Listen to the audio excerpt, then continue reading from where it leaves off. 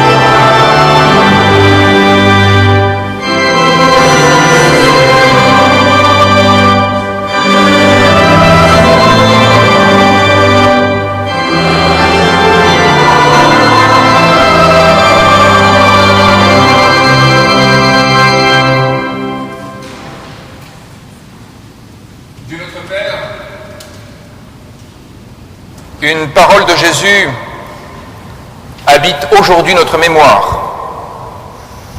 Je suis avec vous tous les jours jusqu'à la fin des temps. Alors évidemment, la présence de ton Fils parmi nous n'est plus celle de la parole qui porte le message charnellement ou du geste qui guérit. Ses pas ne foulent plus les chemins de cette terre, son regard ne croise plus celui des hommes pour les accueillir, pour les pardonner. Néanmoins, nous avons conscience que le Christ est présent, que tu es agissant parmi nous, mais parce que nous menons l'Esprit. Oui, tu es là, spirituellement présent, ouvrant nos cœurs à ton appel, relevant nos espoirs, nous faisant naître à une vie nouvelle. Tu es au point de surgissement de toutes les solidarités, de toutes les communions. Et pour cela, nous te bénissons, pour ta présence, cette présence spirituelle, et pour ton amour, cette tendresse à laquelle la Bible nous rend sensibles.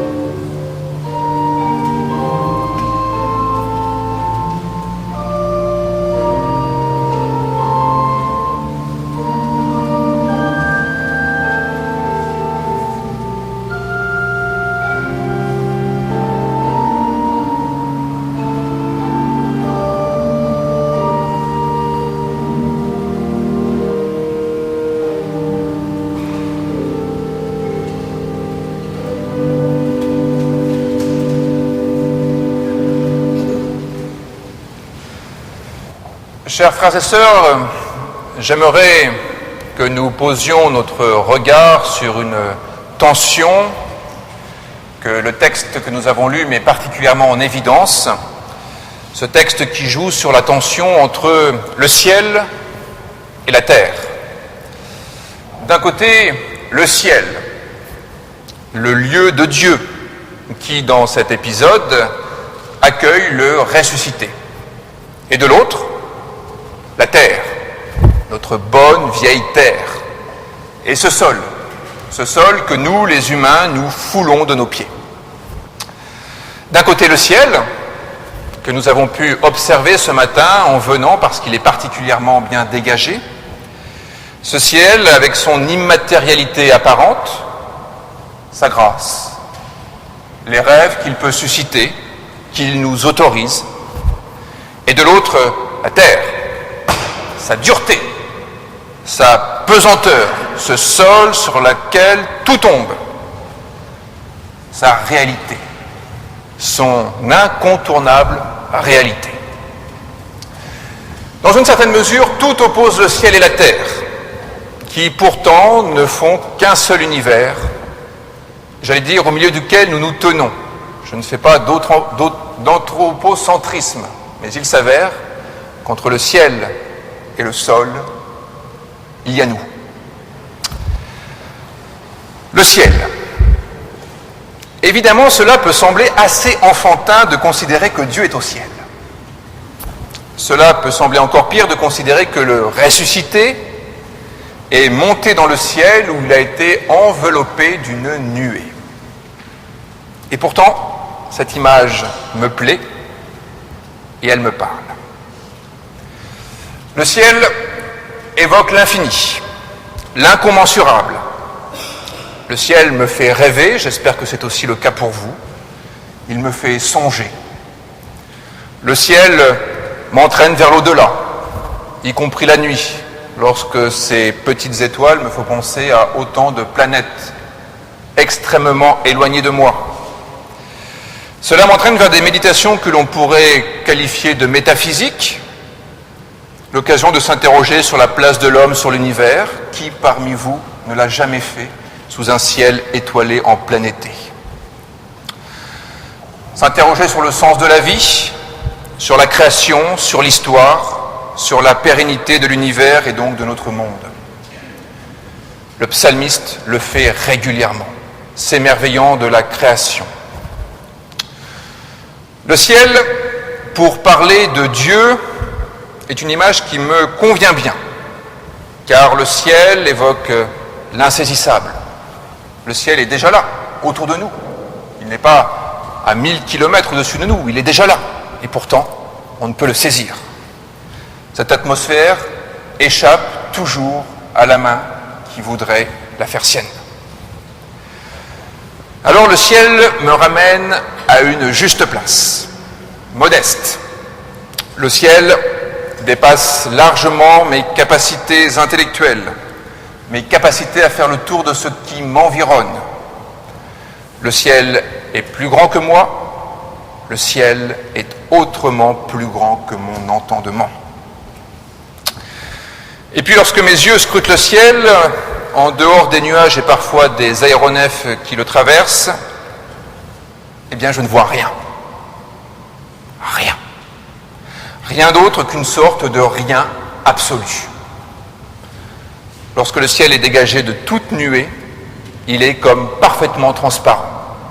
Et derrière le ciel, rien à voir non plus. Circuler, il n'y a rien à voir. Le ciel est une image qui me parle merveilleusement bien de Dieu et du lieu où l'on dit qu'il est, symboliquement. De ce lieu pour Dieu que je ne vois pas.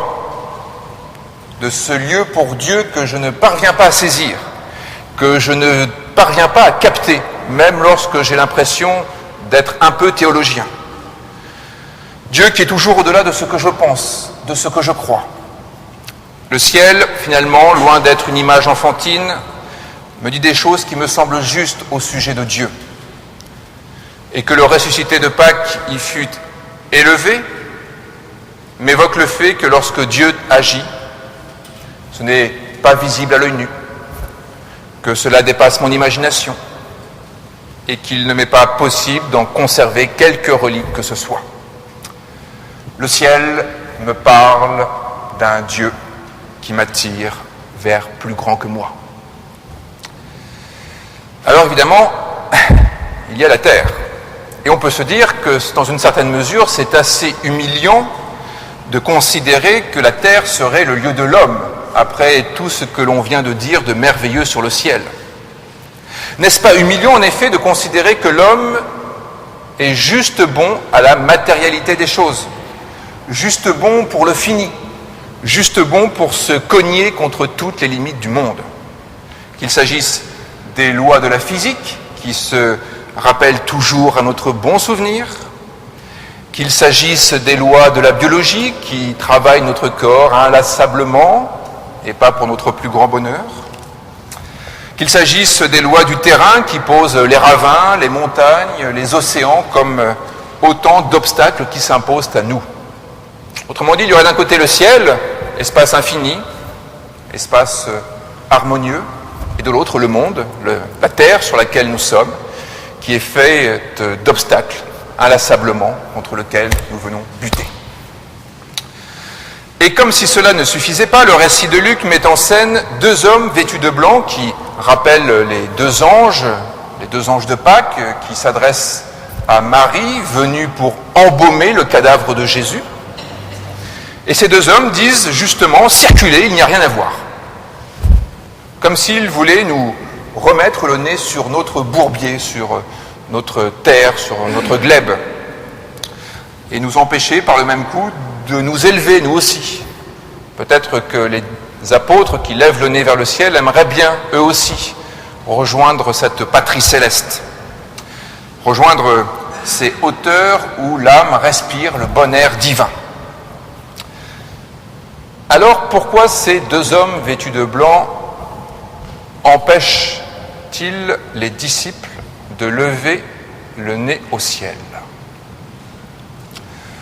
Eh bien, je ne crois pas qu'ils cherchent à les humilier, à les remettre en direction de l'humus, en nous privant d'un regard tourné vers le ciel. La question vise celui qui s'est arrêté pour regarder le ciel. Pourquoi vous êtes-vous arrêté à regarder le ciel? Pourquoi vous tenez-vous, dit le grec, là, figé, fixé, enraciné, comme on dit parfois, mais bloqué du coup? Pourquoi cet élan a-t-il soudain trouvé son terme? Leur question vise l'homme qui regarde le ciel pour suivre du regard le souvenir du maître de l'Évangile, au lieu de poursuivre son propre chemin, au lieu de poursuivre sa propre action. Je ne crois pas qu'il s'agisse pour ces hommes de nous priver du ciel ou de nous séparer de Dieu. Il s'agit plutôt de nous éviter cette sorte de fascination semblable à celle que nous avons parfois devant les feux de cheminée ou les feux à la veillée. Nous sommes bien assis en tailleur, ne bougeons plus, bloqués par cette image qui nous fascine et qui nous fixe, qui nous fige, qui nous arrête. Non, il s'agit plutôt de nous encourager à avoir peut-être la tête au ciel, certainement d'ailleurs, mais à ne pas mettre un terme à notre démarche. Il ne s'agit pas d'arrêter nos pensées vagabondes, il s'agit d'arrêter le fait que nous nous arrêtions. Je crois que si l'évangéliste Luc met en tension le ciel et la terre, c'est pour que cette tension soit maintenue au sein même de notre existence, pour que nous conjuguions l'infini du ciel et le concret de la terre, pour que nous conjuguions les idées que suscite notre observation du ciel et le réel auquel la terre nous ramène inlassablement, que nous fassions preuve d'idéalisme et de pragmatisme, ou pour le dire avec Raphaël Picon dans le dernier numéro d'Évangile et Liberté, publicité gratuite, Dieu nous reconduit sur terre, là où nous le rejoignons, un Dieu sans mythe, un Dieu sans barbe, celui du désir, de l'éveil, de la créativité, ce Dieu qui, incognito, il aurait pu dire invisible à l'œil, nous anime à travers tout ce qui continue de nous rendre vivants jusqu'à la mort. Amen.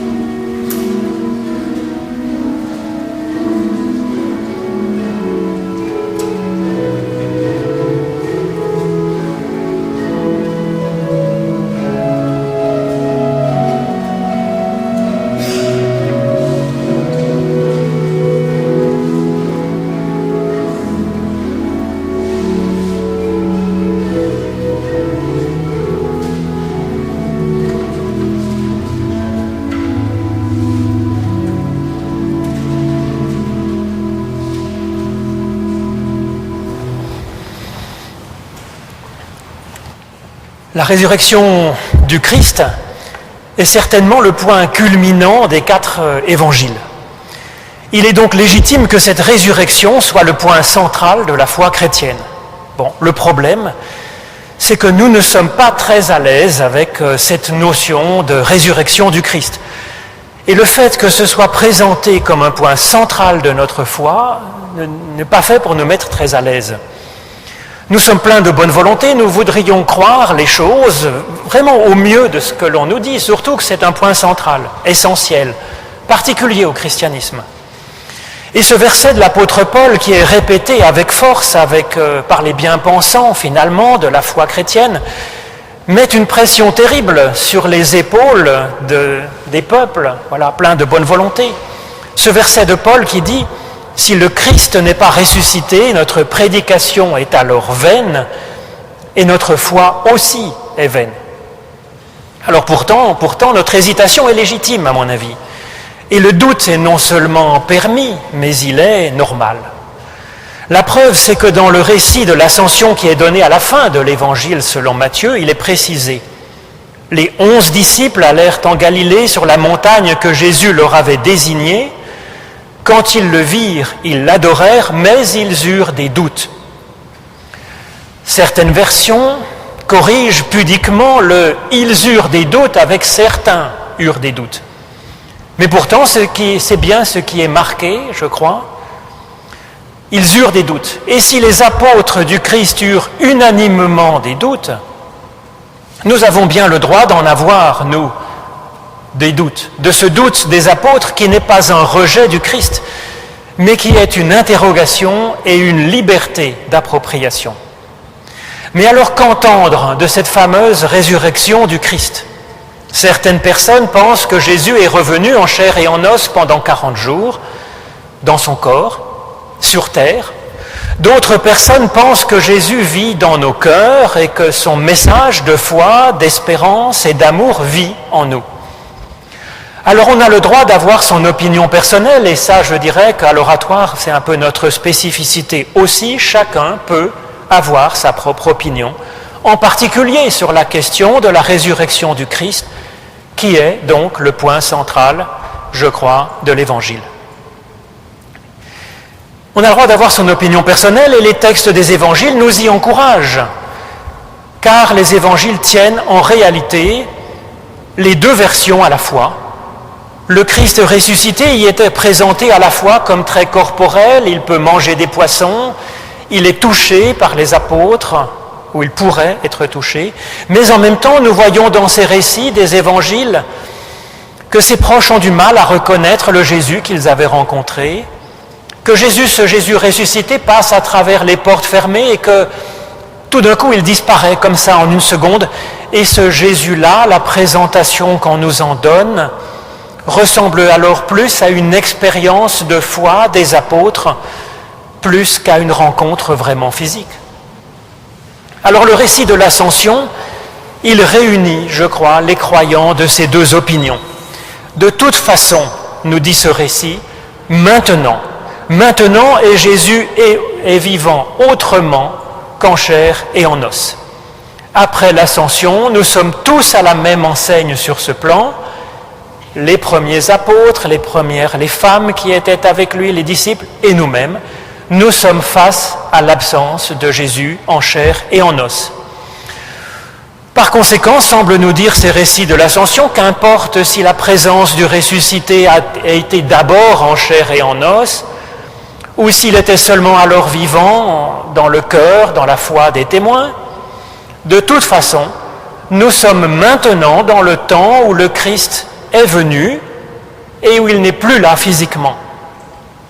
Maintenant, nous dit ce texte, on le voit, c'est à vous de parler, c'est à vous d'aimer ce monde que Dieu aime, c'est à vous d'avoir de bons projets, c'est à vous d'aller chercher la brebis perdue au nom du Christ, c'est à vous d'attendre le Fils prodigue et de l'accueillir s'il fait le premier geste, c'est à vous d'annoncer l'amour dont Dieu aime, c'est à vous de faire corps ensemble grâce au Christ. De toute façon, nous disent ces textes de l'Ascension, il nous faut faire le deuil de la présence de Jésus de Nazareth comme les premiers témoins ont dû faire le deuil de sa présence. Le deuil que les apôtres doivent porter à la mort de Jésus, ce n'est pas tellement finalement la disparition d'un ami.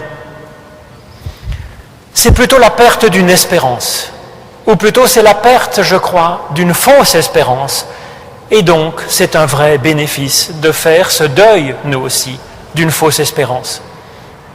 En réalité, bien que les gens aient vécu avec Jésus plusieurs années, il ne semble pas, finalement, qu'il ait vraiment été pour eux un ami proche.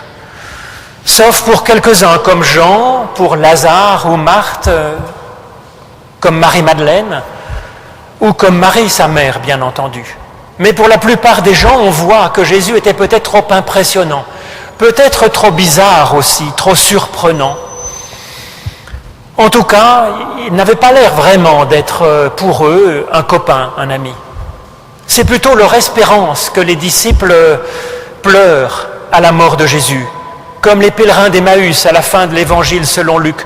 Nous espérions que ce serait lui qui délivrerait Israël. Et c'est ce que l'on entend aussi dans ce récit de l'Ascension.